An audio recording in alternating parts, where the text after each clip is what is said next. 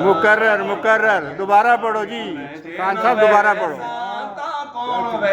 माशाअल्लाह। मुल्ला जाके आखिया फरिश्तियां नू मेरा जन्नत विच पलाटे, मैं रब रब करके हर वेले कीता अपने नाम लाटे, ते उथों मोड़िया ओनू फरिश्तियां ने ओदे मुंह ते मार के चाट, ओ जा टुर जा सिद्धा दोज़ख नू, तेरा अली वाला टोकन शाटे, जन्नत अली। वाह जी वाह। ते मनदी है दुनिया शुजात अली, तू खैबर तो पूछ जाके जुर्रत अली, अंबर ना खबरा तू दोज़ख दे डर तो क्यों है अल्लाह अली दा ते जन्नत अली। वाह जी वाह।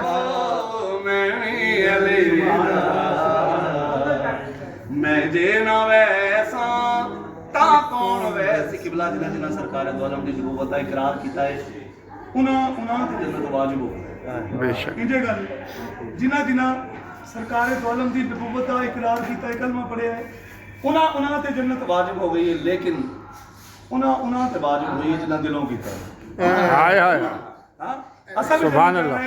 जन्नत जाके तो सब तो पहले केड़ा काम करना है, क्योंकि रोज हशर वाले दिन आले मोहम्मद की कचहरी लगनी है, सरकार दो आलम दे तख्त नशीन होना है, जो सरकार दी बारगाह च हाजिर होना है, ते सब जानते हैं सब तो पहले केड़ा काम करना है। सजदा सलाम ही मौला कुडे सा, नारे अली दे रल के मरे सा। बेशक बेशक। पंज नारे पंजनी बेबहा लख नारे हैदरी।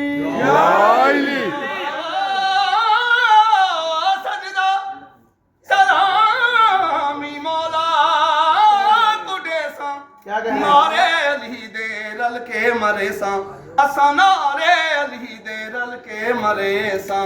माशर दे विच भी खुशियां दी महफल, माशर दे विच भी खुशियां दी महफल। जिस तरह है सजी मैं जे ना कर साता कौन कर सी बाबा।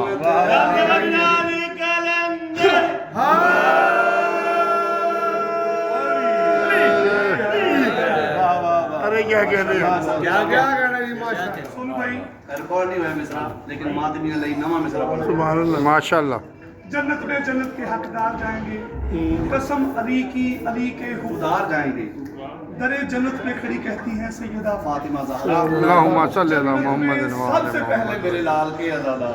अल्लाह मातम दागे सीने ते निशाने, उस मातमी दा जन्नत इनाम है। बेशक जन्नत बेशक। मुकाम ने ते मातमी दा की मुकाम है। ओ मातम दागे सीने ते निशाने, उस मातमी दा जन्नत इनाम है। तुसा आखना जन्नत इनाम है, उस मातमी दा जन्नत मकाम, बल्कि इस मातमी दा जन्नत इनाम। हर मातमी दा बनया मिंबर, हर मातमी दा बनया मिंबर। मैं जे ना बासा ता कौन बासी। करबला में बैठ के बोल रहा हूँ, करबला जाऊँ मेरी औकात नहीं है, लेकिन मौला अब्बास बुला ले तो बड़ी बात नहीं है, क्योंकि करबला की जो फरिश्ता है वो मौला अब्बास बनाते हैं। आखिरी बेशक बेशक। करबला की जो फरिश्ता है वो मौला अब्बास बनाते हैं, आज भी मौला अब्बास बनाते हैं। 1400 साल पहले भी मौला अब्बास नहीं बनाई थी। 28 रजब को मौला हुसैन बादशाह ने लिखवाया था, बेशक। और गाजी शहनशाह ने लिखा था। बेशक। क्यों ना सी सारे के दुआ करिए कि जावा करबला में जावा करबला में जावा। हर मोमन चाहदा है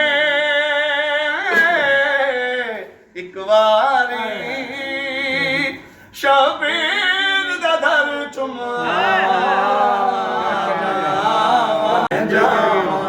पिछले साल मैं और बाजी सलम भी पढ़ रहे हैं, एक बंदा आया रोंदा होया, उस मेरा रुख परताया, मेरा रुख इमाम हुसैन अलैहिस्सलाम दे रोज़े अल्लाह।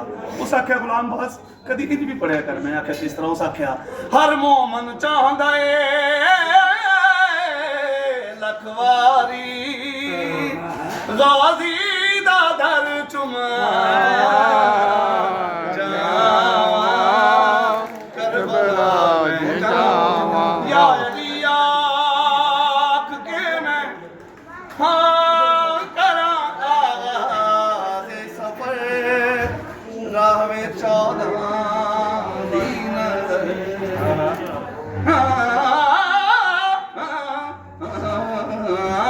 या अली आख के मैं हाँ करा आगाज़ सफर राह में 14 दिन नजर तुरा नजफ तो करवे ते नारे लबे तो हुसैन दिलावा। वाह वाह सुभान अल्लाह सलामत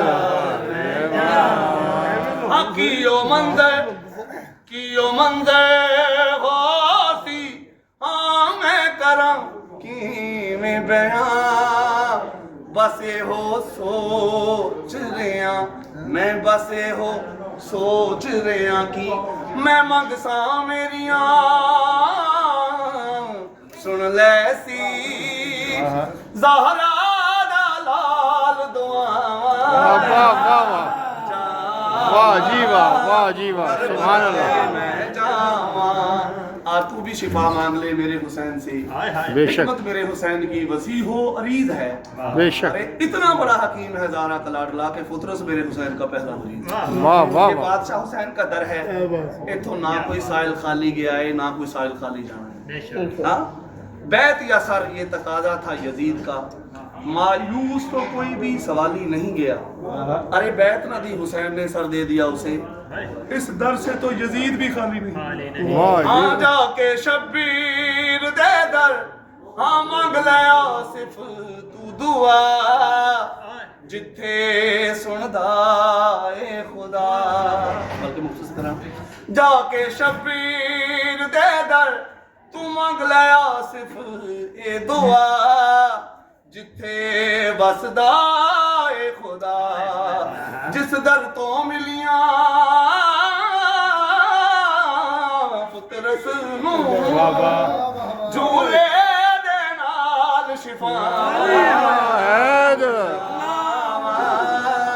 करबला